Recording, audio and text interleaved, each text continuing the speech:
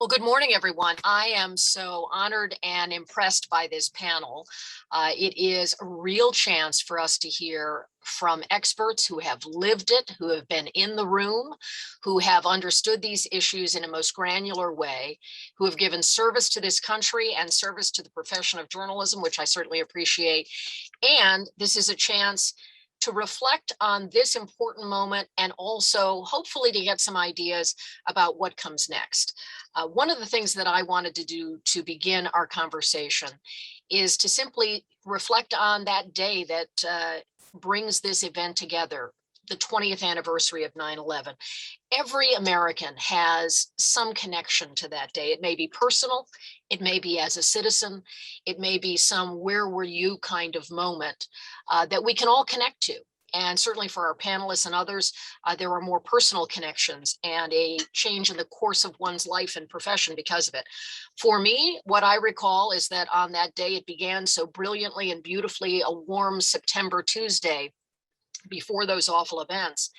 And when that day was over, a friend of mine who had been working in the World Trade Center on the 93rd floor perished when the buildings came down. Another very dear friend was able to escape by fleeing down dozens and dozens of flights of stairs. And I think of her so much every anniversary as she reflects on that. And then as a journalist, of course, the work that I do was changed dramatically. And it still is something I reflect on often. Having covered 4 presidencies, the echoes of that day are important in the work that I do and in the life of our nation. And so as we come together today, I would love to ask each of our panelists to take just a moment to share a reflection of what that day has meant to you, a memory from that day, something that helps us to frame the humanity of what's behind the conversation we're going to have on politics and policy and strategy going forward. So, Ambassador Patterson, could I ask you to begin? Yes, I was in Colombia. And I was leaving my office to go meet with the president to tie up some loose ends about Secretary Powell's visit the next day. And we got there, and the second plane hit. We were in our meeting, and an assistant came in to tell us, and we turned on the TV. And of course, Secretary Powell never came. But what I remember so much, because it was supposed to be a new dawn for Latin America, because President Clinton had been very interested, and President Bush was going to do comprehensive immigration reform. And of course, that never happened. So the opportunity cost for 9/11 for the rest of the world were very considerable. And that's what I remember from that day. Mm-hmm. Ambassador McKinley, how about you? So it's hard to speak about a personal context given the losses of so many American families and so many families around the world on that day and in the subsequent 20 years. It was my second day back in the department from overseas, working in the Bureau of Refugees and Migration. And we were told to file out of the building sometime after 9 a.m. Remember going down 23rd Street with colleagues and then just deciding to wait a while. And I went back in, I can't put a time frame on it, but walked the empty corridors, dropped in on a friend in the Bureau of Diplomatic Security front office. And what struck me then and what struck me throughout the rest of the day and the rest of the week was just how uncertain we were about what had happened and about what to do. And that stayed with me as we moved into a very forceful response. On a personal level, calling my spouse. She had just picked up the children from school because all children in the area were being sent home. And eventually she drove into the district, picked me up and took us out to the suburbs. And it was just an astonishing period of feeling everything was quiet and everybody was just watching. I remember that sense of quiet as well, and how disquieting everything about that day was, and how when we look back, I have memories of not being able to even process the magnitude in the moments. And now we look back filtered through memory. Mr. Rashid, what are some of your thoughts from that day or reflections about what it meant to you? Well, I was in my study working and I had CNN on, and I saw the first plane go in, and I ran outside to see my wife, and I started yelling at her saying, Bin Laden has attacked America. And I immediately guessed it was Bin Laden because I'd been following all the events in the previous 6 months to a year and had written about him also extensively. And it was quite obvious. It took a very long time, a couple of hours, I think, for people in the government, in the US government, to actually name Bin Laden. But I'm sure a lot of people knew that only he could have done this. That's so interesting that you raised that, because obviously the specter of who Osama bin Laden was, what he meant, and the long journey to for the US to seek justice against him. I think it was probably impossible to think it would take as many years as it did on that day. And you were probably in a fairly small group in terms of a mass audience that immediately went there. I know my colleague Andrea Mitchell was one of those internally who began speaking about Osama bin Laden to us when we were all trying to process what had happened that day. What an extraordinary series of events. I see Ambassador Crocker is with us now as well. Obviously, you must have some very powerful memories of 9/11. And we're just beginning our conversation to try to reflect on some of those things, just a particular strand of thought or memory that just helps us to be reminded of why we're having this meeting today. So Ambassador Crocker, what is your thought?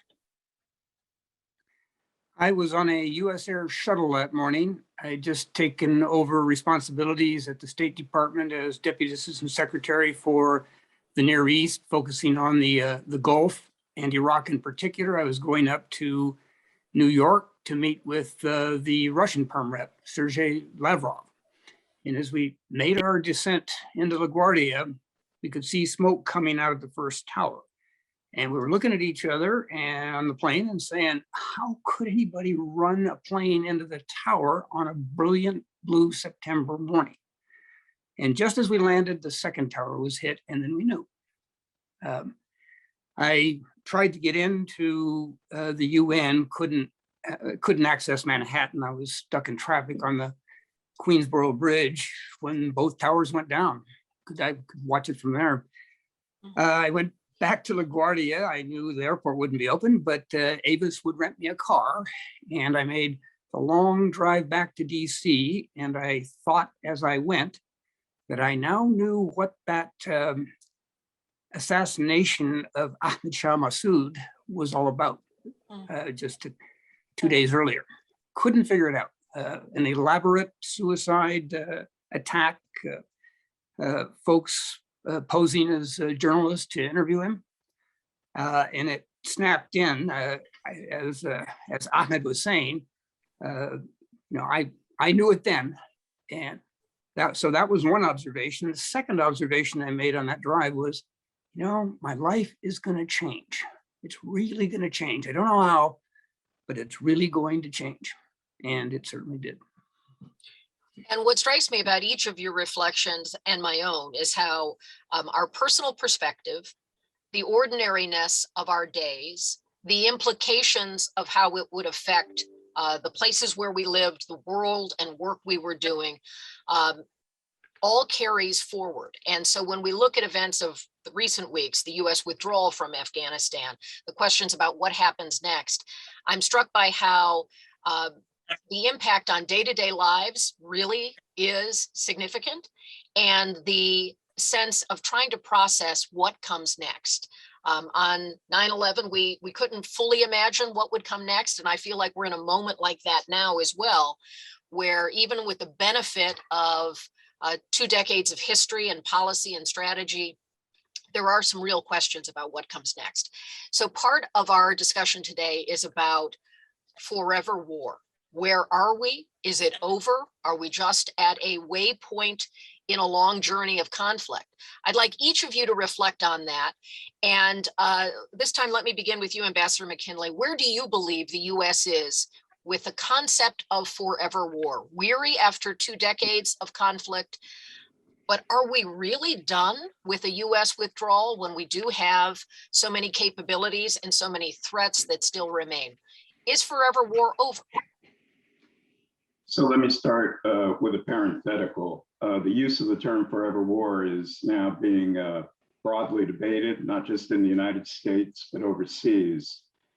And one former prime minister even called the term imbecilic. I would suggest that 20 years, $2 trillion, 2.7 million Americans deployed to Iraq and Afghanistan, near engagements in places like Syria, Yemen, Somalia.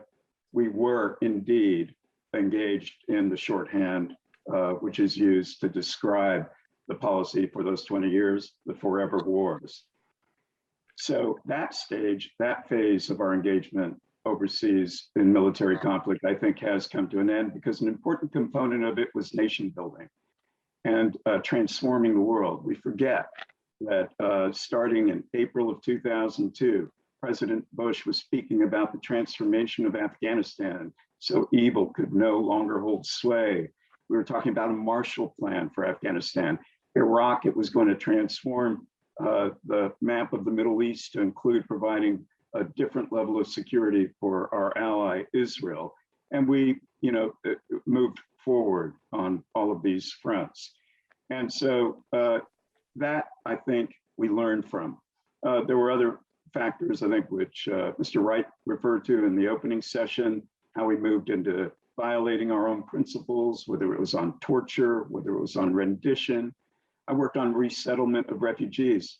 It's forgotten that the only time the resettlement of refugees program was shut down was not under Donald Trump, but was under President Bush in the immediate aftermath of 9/11, as the pressures grew to establish all kinds of new vetting procedures for particularly Muslim refugees coming to this country.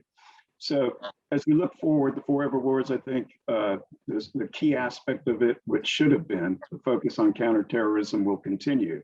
But I'm struck by the phrase of an article by Philip Grossman in The Atlantic, in which he talks about the war on terror like the war on drugs, something that can't be won but has to be managed.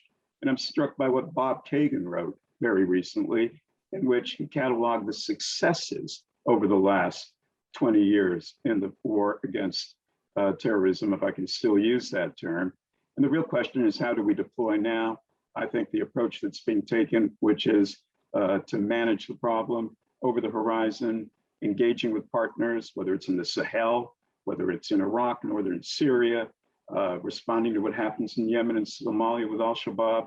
All of these are a much more appropriate approach to the serious threats that remain, and allow us to reset and deal with what are the bigger challenges we face, whether it's China, transnational problems, strengthening our alliances in Europe, which were badly weakened under the previous administration, strengthening our ties in East Asia, redefining our approach to technology, pandemics, it's climate change.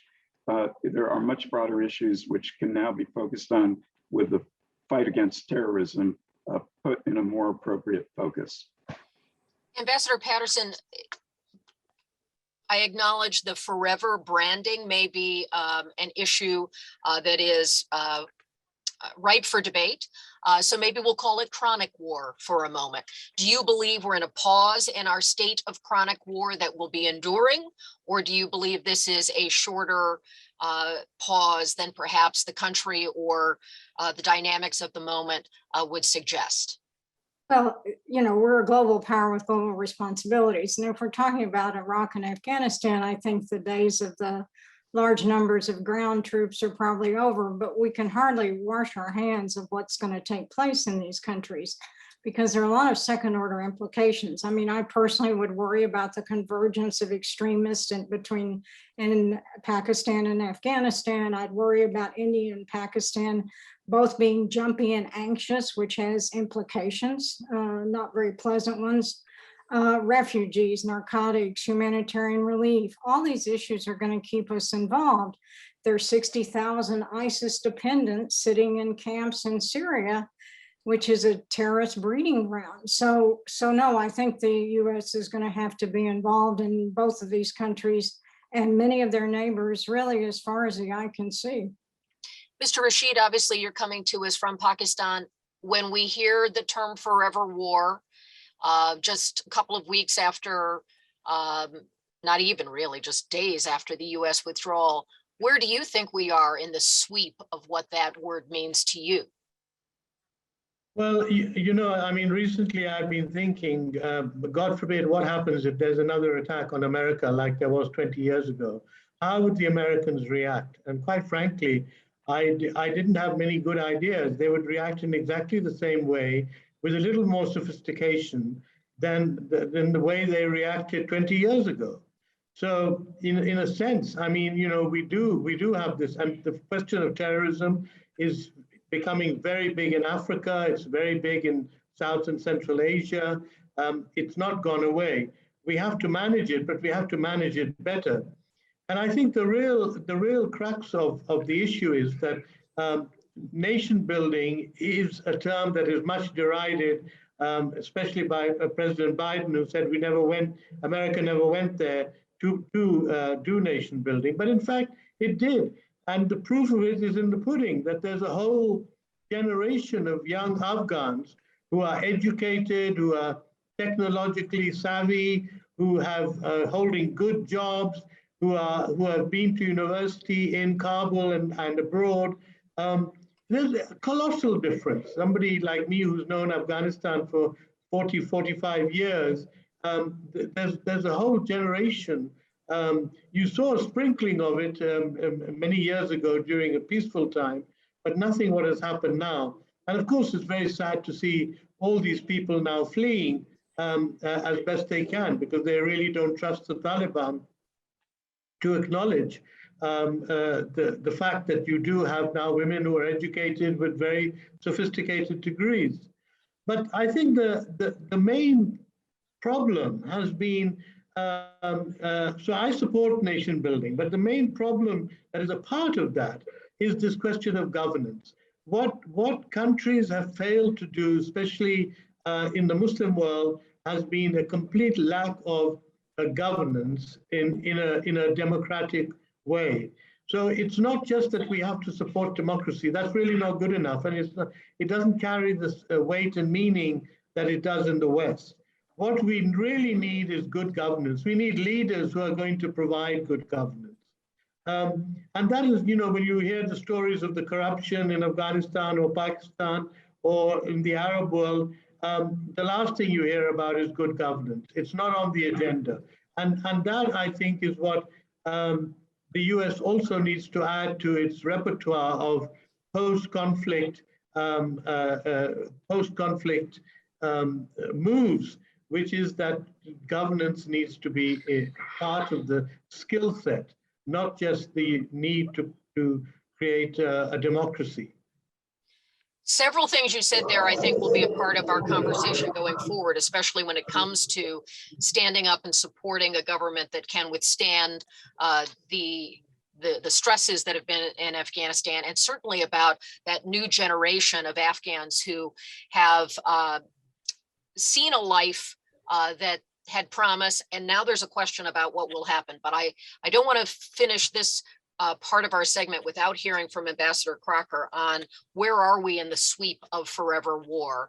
And you have certainly been critical of the current president's withdrawal, and you've advocated for strategic patience. And so is that a part of a chronic war footing in your judgment?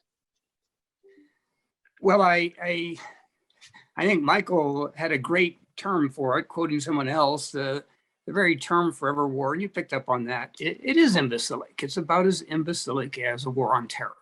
I mean, terror is a tactic. It is a means of fighting a war. But we always have branding in some of these global events, and that's, I think, a bit apart. It's a shorthand for our conversation. Right. First, I would, separate Iraq and Afghanistan. I mean, these are two totally different wars. I was in both countries in the early going. In Iraq, I was there up in the north well before that. So I do know the difference. I find myself in almost full agreement with Ahmed, and that really should scare both of us. The criticality of governance, absolutely, and it doesn't come in a box. Some assembly required, and we only have to look at our own history. How hard it was to move to a constitution. I mean, it took years after the Declaration of Independence to get there. And even then, of course, the founding fathers, and they were all fathers, they certainly weren't mothers, kicked the hard issues down the road, which is why we had that little civil war in the 19th century. So why is it we think that we're going to snap our fingers and suddenly a country that has not had good governance by any stretch of the imagination is supposed to get it, and we're there to bring it to them? This takes time, and it has to be indigenous, and that goes to my point on strategic patience. This stuff takes time to do. Nation building, however you want to style it. And Afghanistan, again, the debate was over means to an end. The end was clear to me in the early going, to me when I was back as ambassador a decade ago, and to me today, to ensure that Afghanistan is never again a platform for an attack on the American homeland like 9/11. Then you can talk about how you best achieve that goal.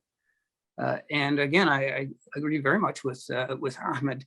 Things like education, that is what changes societies. That's what can guarantee both long-term stability for a given country, long-term security for those around it and farther abroad. We ran out of strategic patience. And it's ironic in a sense, Senator Joe Biden was my first congressional visitor after I opened the embassy at the beginning of 2002. And one of the things I did is I took him to a girls' school, USAID. And by January 2002, USAID had girls' schools up and running. And it had a huge impact on both of us. A first grade class in Kabul with 6-year-old girls and girls up to the age of 12, because they'd missed their chance at education under the Taliban. And we asked one of the 12-year-olds if it bothered her being in there with kids literally half her age. And she just beamed and said, "I don't care who else is here, I'm here." Well, we just sold all of that down the river by letting it, and we let the Taliban come in. I mean, we defeated ourselves there. I do worry about the long-term consequences, as Ann said. And I would start that worry and be very interested in Ahmed's reflections in Pakistan.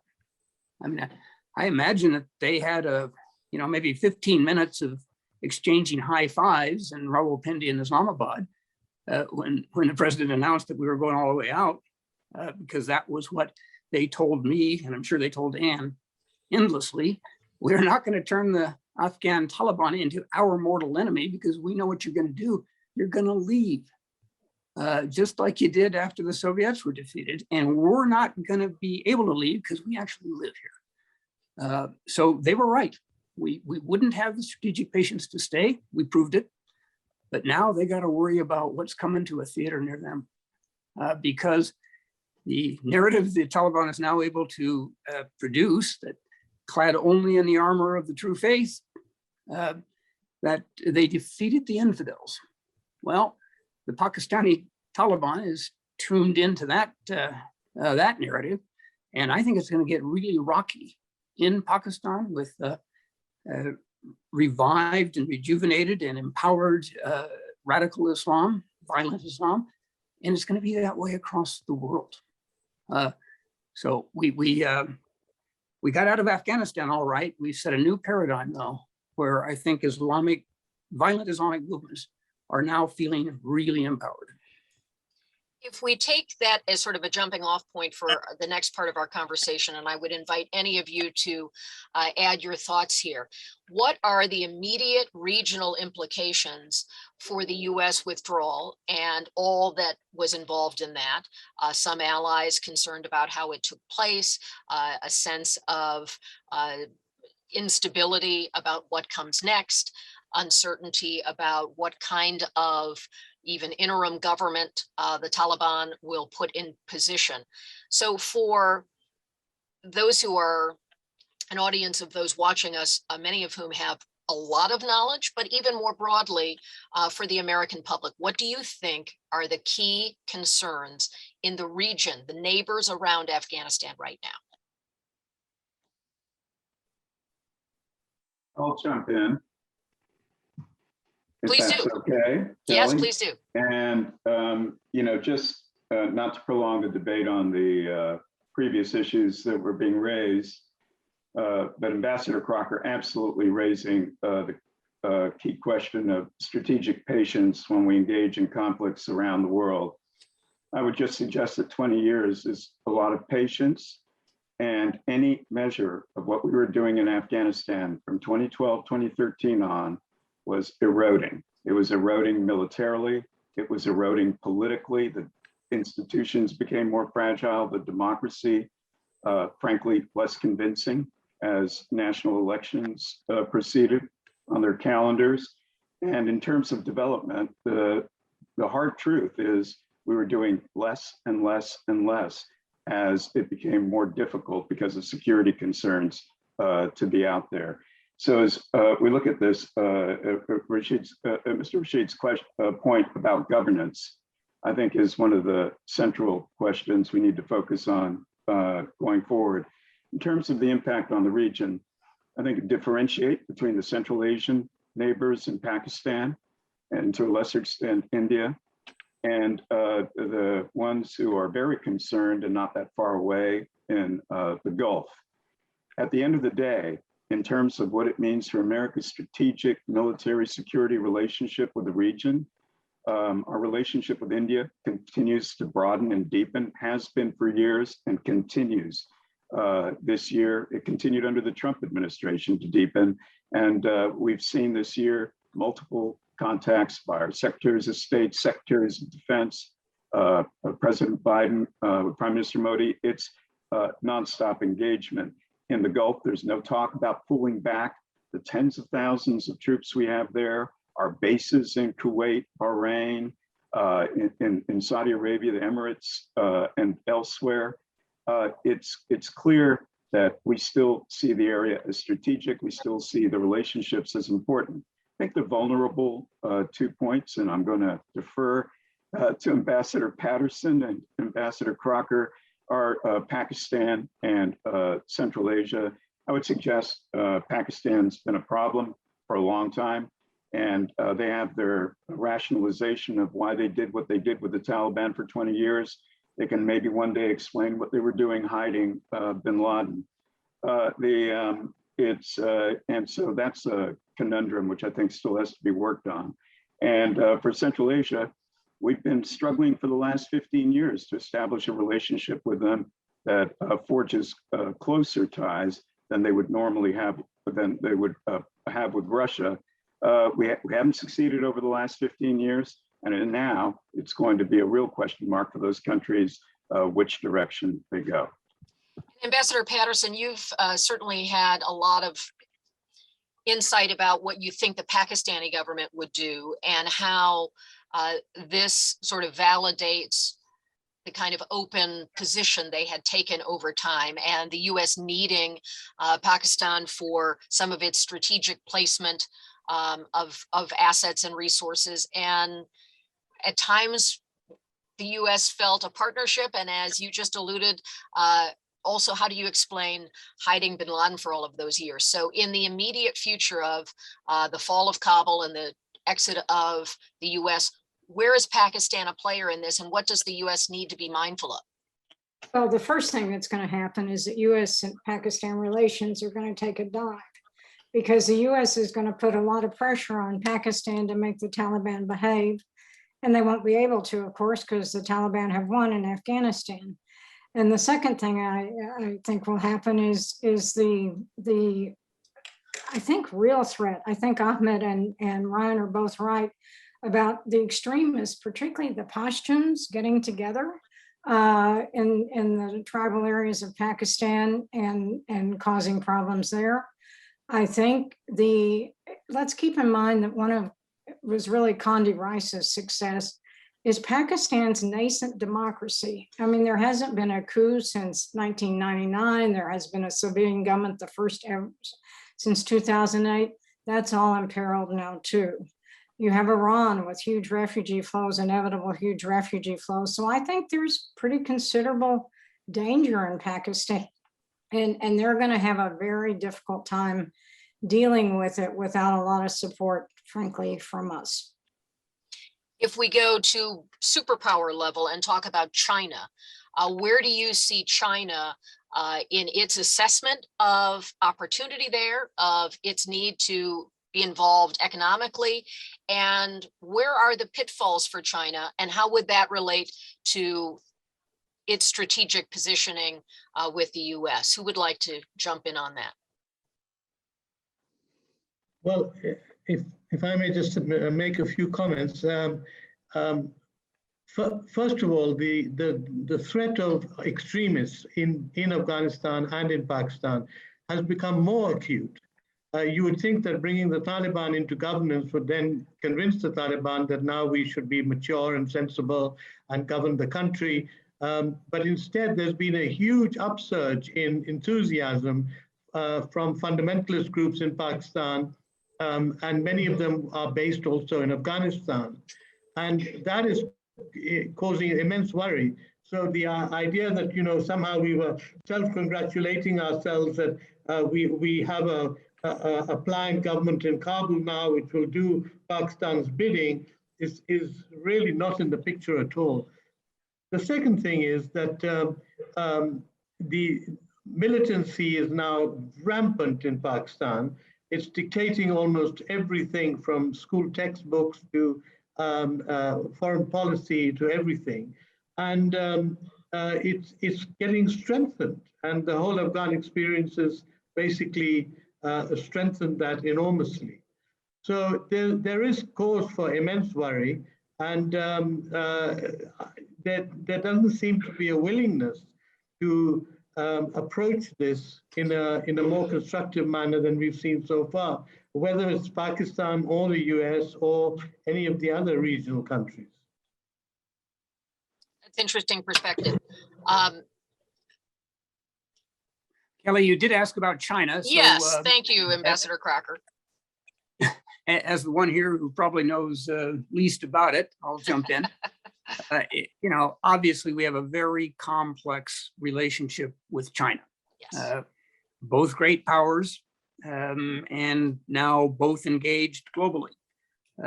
So in the case of Afghanistan, at least during the period when I was there, the issue was not that China was doing too much and interfering too directly. It was that they weren't doing enough. They got this major copper concession, for example, and as part of that deal, they undertook to build a set of road and rail links that would obviously be relevant to the mining itself, but that would also improve the transportation infrastructure for the entire country. And we couldn't get them to do it. So the Chinese are probably a little short of high fives in Beijing right now, too, as they look what they have done to their Uyghur population. Boy, if there is a population that has been pushed toward militancy by the unbelievable repressive acts of their own government, it would be the Uyghurs. And that's going to be part of that surge of Islamic radicalism. It's something that they're going to pay for in Beijing down the line, too. If I could add just there, a couple of observations. A lot of the coverage in the last couple of weeks have been about the opportunities for both China and Russia. And I think Ryan's points about China's investment in copper, for example, are instrumental in looking forward. We take a look at China's engagement in building out infrastructure in the dozens of countries that have signed on to the Belt and Road Initiative. There's a lot less there than meets the eye. We can just ask Pakistan, where $25 billion have been committed by China, but it's hard to see a lot of that money sort of materializing in projects in real time. And developing lithium or copper or iron ore in Afghanistan one of the challenges over the last 20 years in developing it was there were cheaper alternatives in the rest of the world to producing these minerals. And there was an infrastructure which could be used to actually extract the minerals. And so there are many challenges where, and China and Russia both have the same concerns about the Taliban and terrorism and Afghanistan resurfacing as a safe haven for terrorists. So I think there'll be something approaching go slowly while still exulting in the fact that they kept their embassy open. They've got lines of communication. They were certainly courting the deputy leader of the interim government, Moderator, for years before, through the peace process, before these latest developments. So they're positioned to see where they can take it. It's probably quite complex for them figuring out where to actually take some steps. So if there is trepidation about next steps for other superpowers, if there's a vacuum when it comes to potential for investment, and there is a broad concern about the rise of risk and danger in bad actors, what should we be looking for based on your expertise and knowledge? What signs would you be looking for to suggest that a particular threat is emerging? And then what steps should be taken from that? Are we waiting for an attack, or are we talking about other signs that will be rippling forward before something like that we should be keeping our eyes on?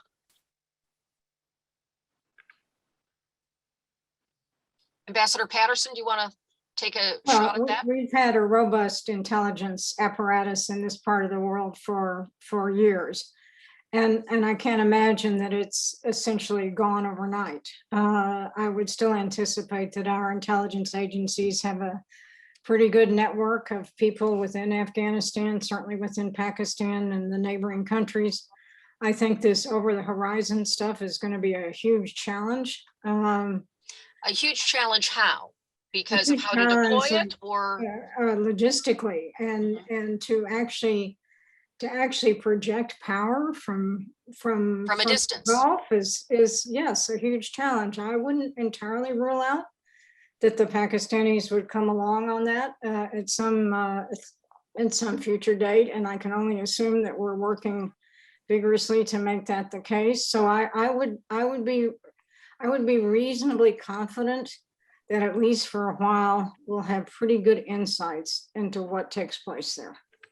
That's interesting, because one of the, I think, concerns raised broadly has been if the U.S. does not have a boots on the ground presence and doesn't have an embassy and is not in control of Bagram as we once were and other assets that were there, the CIA abandoning some of its posts, how does the U.S. have intel?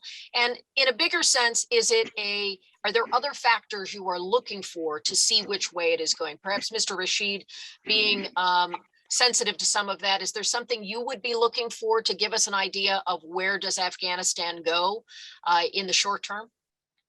Well, first of all, just to go back to China for a minute, the Chinese are incredibly cautious and careful. And one thing they faced both in Pakistan and Afghanistan with this Belt and Road have been attacks by terrorists. And 9 Chinese were killed a couple of weeks ago in Pakistan.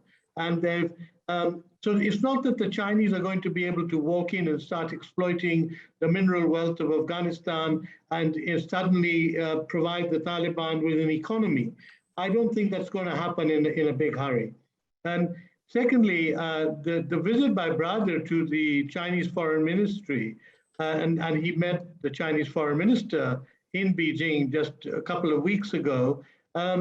He promised that the Taliban would not do anything with the Uyghurs. They would not try and inspire the Uyghurs to lead a revolt or anything like that.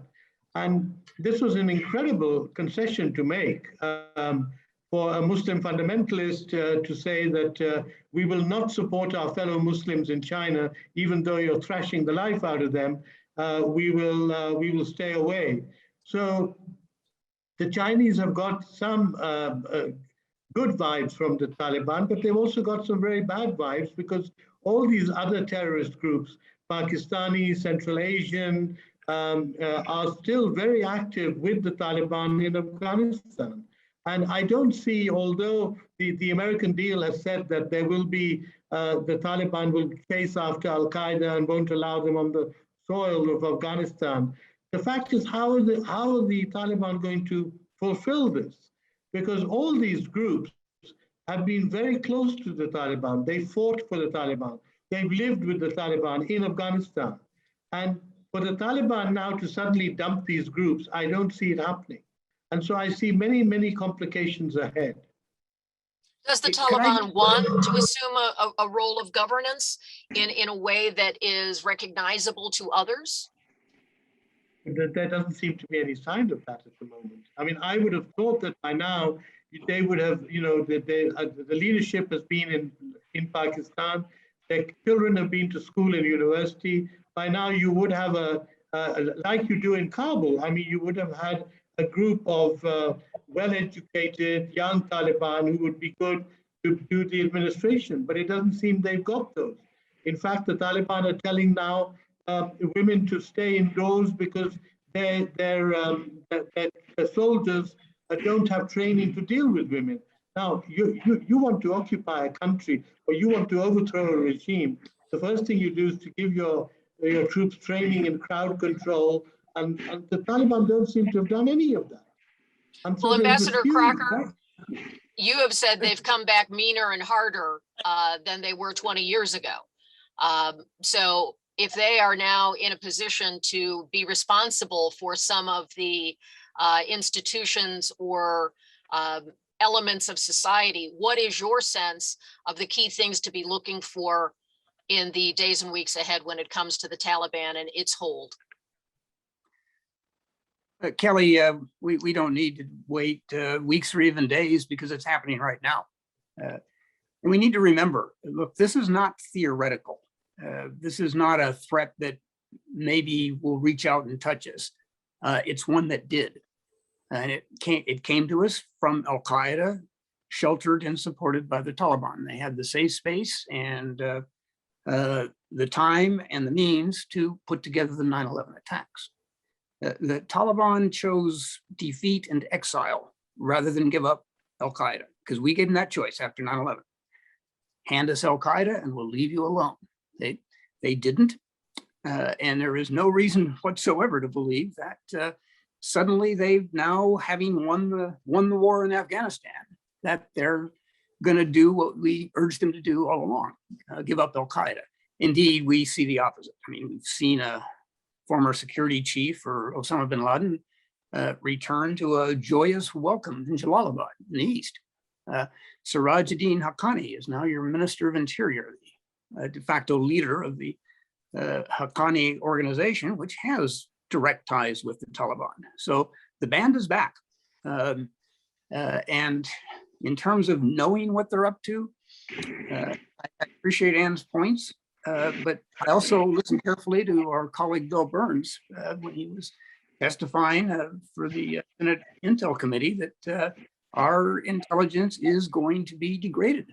When you're not on the ground in the way we have been, you're just not going to have visibility. So certainly our defenses are much better than they were at 9/11. But you got to play offense too. And I think that's going to be increasingly hard. One of the questions I'd like to get your insights about is the issue of how is it, and especially three of our panelists have served the government, have been on the ground trying to build and support institutions with partner nations. How is it that the US invested so much blood and treasure and effort and insight to try to build up a government in Afghanistan, and it did not withstand the pressure? It did not withstand the dynamics on the ground there. How did it fail? So what do you think are the lessons of, if it's not nation building, if it's support for institutions, why did the US have so much difficulty getting the Afghan institutions to work, when we were, as members of the public, being told we've armed the forces, the government is moving forward, Why didn't it work? And what are the big lessons now? Can I jump in here? Sure. But just a quick reference point to the previous discussion on taking steps to keep ourselves apprised of developments inside the country. I would point out that we were pretty ignorant of what the Taliban were doing over the last year with a full presence on the ground, including bases around the country, intelligence, a functioning embassy, and several thousand troops. So, and by that, do you mean the sense that there was some intelligence saying it could take a far longer time for Kabul to fall? Is that what you mean? No, I mean, we were very surprised by developments as they accelerated from the March to August timeframe. I'm not blaming intelligence. Intelligence is not a science. It's people looking at the available information. But most of the country fell without serious fighting, and clearly something happened out there. Where were the warlords? Why were they speaking to the Taliban separately? What happened inside the palace? You have the outgoing defense minister, Bismillah Khan, accusing God of fleeing because he'd made a special arrangement with the Taliban to exit. I'm not crediting that. What I'm trying to suggest is there's so much we didn't know. And so we can overstate the importance of boots on the ground and being able to muster a response to terrorism. Second, in terms of context, I really do think we should take a look at the last 15 years, and the major threats on terrorism didn't emanate from Afghanistan, weren't inspired by Afghanistan. They came out of Islamic State in Iraq through a war in which we helped fragment Iraqi society. We created the ungoverned spaces which allowed Islamic State to appear and mobilize. We've watched the Sahel in country after country have issues with Al-Qaeda, whether it's West Africa, or whatever moniker it's using now, whether it's Boko Haram, whether it's Al-Shabaab. We really do need to look at the terrorist threat in the context it's springing up in, which is in Muslim societies, where most of the victims, as has already been pointed out, come from, and fissures inside those societies, which lead to the multiplying of these groups. They're not working off of the inspiration the Taliban gave them 20 years ago. And so I don't see whatever happens in Afghanistan will be serious. It will impact Pakistan. It's not the decision maker on what happens with terrorism going forward. I would suggest a more metaphysical question here. Who appointed the United States the police person of the world? And do we have to continue fulfilling that role when so many of these conflicts are actually taking place in societies where those societies need to begin to deal with the contradictions they have? But in terms of the development issues, quite simply, we fooled ourselves for year after year after year. We looked the other way on corruption. We were half-handed efforts to confront it when it became overwhelming, when the Bank of Kabul collapsed in 2009-2010 period. The build out of the military, there is no way to explain how you invest $80 billion plus in a military and end up with tens of thousands of ghost soldiers and elements with no sort of serious leadership, with year after year of troops not being paid. Why weren't we sort of pointing to these as make or break issues going forward? And politically, the United States played, I won't say determining role, but a pretty strong role in how politics played inside Afghanistan. Whether it was at the Bonn conference at the beginning, whether it was the first elections in the Constitution, whether it was trying to decide the 2009 elections, whether it was brokering an agreement in 2014. And we simply did not face the reality that we weren't building something that was stable, and political leadership was not emerging that had support from the broader population. So the gains made in institutions and freedoms, education, hospital, all of that was unsustainable. You don't have political leadership and a security apparatus that can defend it against an insurgency. We keep forgetting the Taliban was essentially an insurgency with political support inside the country. That is a searing assessment to say we fooled ourselves in all of the ways that you outlined that. Ambassador Patterson, is there a lesson for the US government on how it can try to support or stand up institutions in a place that is so fraught with the historic resistance to that? I mean, what is the lesson of all that money and time spent that did not produce a government that could withstand the Taliban or an army that would fight? So I would say that we're in danger, not just in places like Afghanistan. We don't understand our environment well enough. There was a shortage of people who spoke the language, a really serious shortage of people who speak the language posture of the Taliban. The tours were too short. People couldn't get out and travel around the country because of security concerns.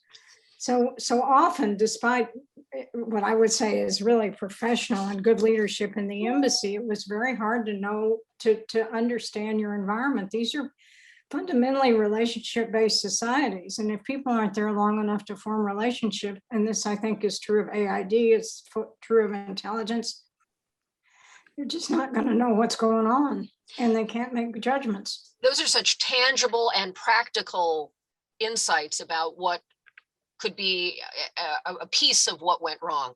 Language, access to getting out into the country, and the ability to connect on a human level. That does seem like something that policymakers could try to be mindful of and prioritize in terms of resources, people, and so forth in other trouble spots. I know that there are a few hundred people watching our conversation, and I want to also make them aware that there will be a chance for questions and answers. I have a ton of questions, but I don't want to bring our time to a close without also inviting those who are watching. And so I want you to be able to raise your hands in the language of these Zoom calls, and to be ready with your own questions for our phenomenal panel. Let me just conclude by asking one sort of big picture question to conclude my portion of our conversation. I have a long list of questions. We didn't get to most of them, but I'd like to try to just touch on this. When you look at 20 years in Afghanistan and the cost and the anxiety about what it meant to American families who sent their sons and daughters, what it meant to American taxpayers who paid for all of the efforts there, and those Americans who are now concerned about what is the risk going forward. So what did the US achieve? And what do we achieve by leaving Afghanistan now? And I know that's a sweeping topic, but if you have just a sentence or two about what you think should be the sort of end note of what was attempted or gained by these last 20 years. Ambassador Crocker, I think I'm going to guess that part of what you were saying is forestalling that ability to have new attacks launched from there. Was that enough? Kelly, there's a key point here that I think it's very important to register. Lessons that I hope we've learned: don't sell out your ally, because that's what we did, starting with President Trump and his decision to authorize negotiations between the United States and the Taliban, excluding the government of Afghanistan. And that was pivotal in your view. Absolutely so. And I said it at the time that these aren't peace negotiations; these are surrender talks. We're getting out. I drew the comparison to the Paris talks. Well, the Paris talks look like a raging success compared to where we got in Afghanistan. And the notion that Afghan troopers were not ready to fight and die for their country, that is just dead wrong. I mean, a decade ago when I was ambassador, every week we would have a solemn ceremony over at International Security Assistance Force headquarters. And the names of the dead from the preceding week would be read. Tragically, there was almost always at least one American trooper, and an American representative would read those names. Less often with the rest of the coalition, but some. An Afghan officer spoke last. He didn't recite any names. He just said a number: 133, 171. whatever it was. I mean, It was many thousands. It was indeed. Now, do you really expect that that army to hold together when their external ally sells them out? They're not dumb. They could see this. And when, again, under the Trump administration, we forced the Afghan government to release 5,000 Taliban prisoners who then got back in the fight against Afghan national security forces. Sadly, I mean, it's all true of the corruption that we're talking about. That is all true. But it's been true for a long time. And that army held together with these enormous losses until we said, we're selling you out. Ambassador Patterson, when you think about 20 years invested and what was achieved by being there and by exiting, what stands out to you? Well, I do think I want to make one other point here that's related to this, and that's that there seems to be this feeling that these terrorism threats were a product of fevered imagination. They weren't. If you were in Pakistan, you saw threats every day, and you saw the person who tried to blow up Times Square or the New York subway, or the Taliban, or excuse me, extremists getting their hands on a nuclear weapon, which fortunately turned out to be a scam. And the reaction of our leadership is, of course, fear at this, and it's fear by, God, this is bad enough, but what else is out there that I don't know about? And so this tended to perpetuate policies and engagement that we know had enormous downsides, because the overriding fear of another attack was so predominant. So, but to your larger question, I don't think we know yet what the answer to that is. And I think a few years from now, we're going to look back and we're going to have to evaluate that. But I just don't think there's any way to tell you. That's very interesting. And Ambassador McKinley, you gave us a very sobering assessment of failures, missteps, or missed moments. Do you think there is anything achieved at this point by the U.S. exit?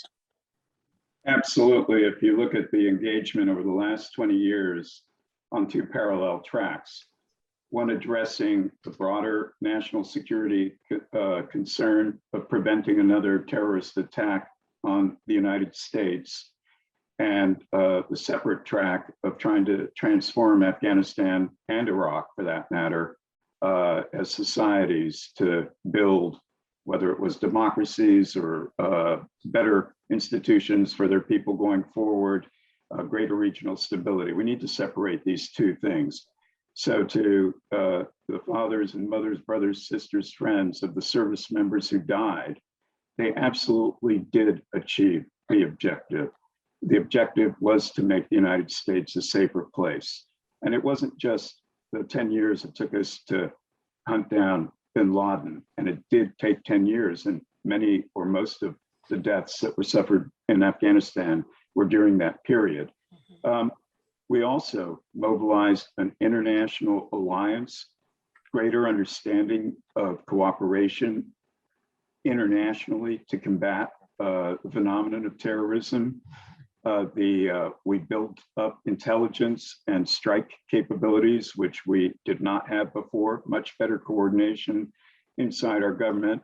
And I would point to the most signal success, which was eliminating the geographical reality of the caliphate, of the Islamic State in northern Iraq, which at its extent was, 5-7 million people, and threatened to be a destabilizer on steroids if they had not been defeated. And the victory there was largely achieved by the United States and coalition partners. So I do think there's a strong positive story to tell. We should, it's extraordinarily sad. It is a tragedy what's happening inside Afghanistan. And I did not mean to suggest Afghan soldiers didn't fight. Of course they did. I would suggest we still need an explanation of how the first provincial capital of 34 fell on August 6th in the most remote province in Afghanistan bordering Iran. And less than 10 days later, every single other provincial capital, bar one, and Kabul itself, had fallen to the Taliban. And it was done with what was supposed to be a military that numbered in the hundreds of thousands. Something happened. We need to understand more about that. But I don't think we should view this as unalloyed failures. And everyone who has pointed out that we've helped a generation of Afghans see another way forward. I would point to what Ambassador Crocker knows well, and Ambassador Patterson. Changes of government in Afghanistan don't necessarily mean you're going to be in power for very long. And the experience over the last 40 years, 7+ governments, many of them collapsing from one day to another, suggests the end chapter hasn't been written yet on what's happening on the ground. That said, terrible, terrible developments this week with the appointment of Sirajuddin Haqqani, the visit of senior al-Qaeda operative, and others, other developments affecting civil society, women, and any semblance of freedom inside that country. I want to thank all of you, Mr. Rashid. I'm sorry, I want to make certain our viewers have a chance to ask questions, so I'm going to close it there and ask Neve to take over and bring in the additional questions. Let me just say a heartfelt thank you for your expertise and your insight and your willingness to exchange on these issues. I enjoyed it and found it very helpful and a great perspective. And I thank you for your time. Thank you for your service. And as a fellow journalist, Mr. Rashid, I look forward to what you write next about these consequential events. Thank you all so very much. Neve? Thanks very much, Kelly. And thanks to the panelists. We now have about 12 minutes for audience Q&A. Our first question is coming in from Doug Lute, who was the former US ambassador to NATO. And my former neighbor. Former neighbor too. Were there points in the last 20 years where we might have changed course in Afghanistan, moving to a CT-focused approach? And if so, why didn't we take these opportunities? Ambassador Crocker, you look like you're ready to say something. Just to say that, of course, Doug Lute, General Lute, Ambassador Lute, has the experience, been there, done that, both with our NATO allies in Belgium, but also as Deputy National Security Advisor for Iraq and Afghanistan. No one would know that better than you, Doug. I've heard that argument before. We should have just necked down right away to a pure counterterrorism issue or posture and goal. Who knows? It's a hypothetical, but I would suggest to you that if that's what we had done right away, given the devastation we walked into in 2001, we probably would have had an insurgency stronger and quicker than the one we got. I think the Afghan people would take a look around. Well, the Americans knocked off this Taliban government, and now they're just out there surrounded by their barbed wire, doing whatever it is they're doing, killing civilians by night. So I think we could have changed course. We could have done that. I think it would have made our problems worse. Any other panelists like to take a stab at that question? Well, I just like to say that I think one of the big mistakes about US interventions for decades has been this rush to have elections. Whether it's Iraq or Afghanistan or elsewhere, there's this rush to have elections. The elections which are done just after a major military intervention are usually failures because of the money, the corruption, the lack of knowledge about what democracy means. We saw in Afghanistan that the 2 elections were complete failures, and the US had to come in and basically bring the warring sides together and put up a front, which was a huge failure. So I would really advise, I remember very well that while the Americans and the Brits were arguing for elections, the UN was saying, let's delay the elections by 2 or 3 years. Let's build up Afghan institutions and impress people with what nation building is all about before we have elections.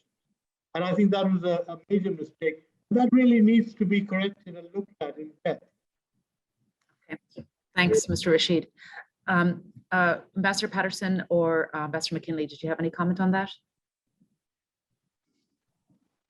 I think I'll just agree with Ryan on this, that it's a hypothetical, difficult one to sort of ascertain. A lot of talk about if in 2002, 2003, we had taken a different approach, lighter footprint, but there are all the developmental governance questions which would have come into play immediately. I think there were two other points, and it's after the surge. If after 130,000 people, a year and a half of pounding, and I know the argument was we scaled back quickly, the Taliban bounces back stronger than ever. The heaviest bombing in the war took place in 2018 and 2019. There were certainly points where sort of taking another look at the relationship of forces on the ground perhaps would have been useful. Great, thank you. Yeah, sorry, I apologize. Yeah. Thanks. Now I'd like to turn it over to Patrick Garvey from our audience who has a question, please. Hey, thanks, Neep. And hello to some good friends on the panel, and I'm sure many in the audience. Great work on this panel, Aspen, and the panelists as well. And thank you everyone on board here for all the work you've done over the last 20 years to help U.S. strategic success in the region. We've all done our best and made our best efforts on that. So I also want to toss in my agreement with the with those who suggest that the term "forever war" is in some ways a mask, and in my view, somewhat intellectually and strategically dishonest shorthand for this conversation. So, but my question is sort of looking ahead. If we do have continued national interest in the region in the mission set called broadly called counterterrorism, the U.S. is out. As Ann said, we can't really count on the Pakistanis to do much for us because they are where they are. Who can we look to? What allies can we count on to sort of rebuild this? Give the administration some way to sort of find forward without a U.S. presence on the ground in the way it's been. Maybe can we count on the Turks? Can we look at allies like Turkey to do more for us there? And if so, what should we ask them for, and what might we count them on? Thanks. Great, thank you. Who'd like to take that first, please? Well, we are asking the Turks, and if they can deliver the Kabul airport, that's going to be a really big deal. And obviously, Turkey has gotten back in American good graces in a significant way, I think, in the past few weeks because of their role there. And we've become, in my view, overly dependent on little countries in the Gulf to do their bit, and they've stepped up to the plate. But none of this will solve the so-called over-the-horizon terrorist problem if you actually need to project force. And there you're going to need somebody in Central Asia, you're going to need Pakistan, and that I think is going to be our huge challenge going forward. Anyone else on that question? No. Okay, great. Thank you, Patrick. Our next question we have in the chat box. What strategy do you suggest the US needs to implement our long-term national security objectives with Pakistan? I think maybe we take that for answer from one of our ambassadors first, and then we'll turn to Ahmed Rashid for his thoughts on that. Well, it's the patience thing again, that lack of strategic patience, and it's really sad because at several points, one in particular, I think we had teed it up extremely well, and that moment was when President Obama ordered the lethal strike on Mullah Omar's successor, Mohammed Akhtar Mansour. The directive he gave was for the Air Force to carry out the strike. That way we could talk about it. And of course, Mansour was killed in Pakistan, in Baluchistan. And that, I thought, set the stage for a conversation with the Pakistanis that they might actually have listened to. And I'd be very interested in Ahmed's thoughts on it. For the president basically to say, okay, we get it. You're not going after the Taliban leadership. Got that, but we are. And we just popped your friend there on Pakistani territory out there in the desert. And guess what? We're going to keep on doing it. Wherever we can find them in your country, we're going to nail them. So that's the bad news. The good news, our presence is conditions based. We know you have the recitation on what happened after the Soviets. We got that. I'm here to tell you, it's about conditions. It's not about calendars. We're going to be around as long as it takes. So maybe you should just go sit under some trees somewhere and reevaluate your strategic logic. We're in this for the long haul. We'd like to be in it with you, but we're going to do whatever it takes to look after our own interests. That conversation never took place. I think it could have been a game changer. Great, thanks. Mr. Rashid. Well, you know, there have been several wake-up calls for Pakistan, and one, of course, was the killing of bin Laden on Pakistani soil, and the other was the killing of Chinese engineers, and terrorism has been a very big factor in Pakistan for years and years. And yet, I don't see Pakistan really being able to generate a CT policy which is comprehensive and which includes both attempts at nation building and helping create a civil society. We're just facing an enormous clampdown on the media, on civil society, on women's groups, on all kinds of things, which is just the opposite of what you should be doing if you want to combat extremism and terrorism. So where this is leading us, it's difficult to say, but it's not in a very good place right now. And the fact that at the moment we have a military that is basically running not just foreign policy, but almost all policy. And there's really a need, I think, for friends of Pakistan to be able to say to the rulers in the country that we expect a great deal. This is still a very sensitive area. This is an area full of threats both to us and to Pakistan itself. And we need cooperation. And I think so far that cooperation has been missing. Okay, thank you very much. Unless there, Ambassador Patterson or McKinley, any further comments? Otherwise, we'll close out this session. No. Thank you very much to all of you and to Kelly O'Donnell and our partner NBC for this outstanding session.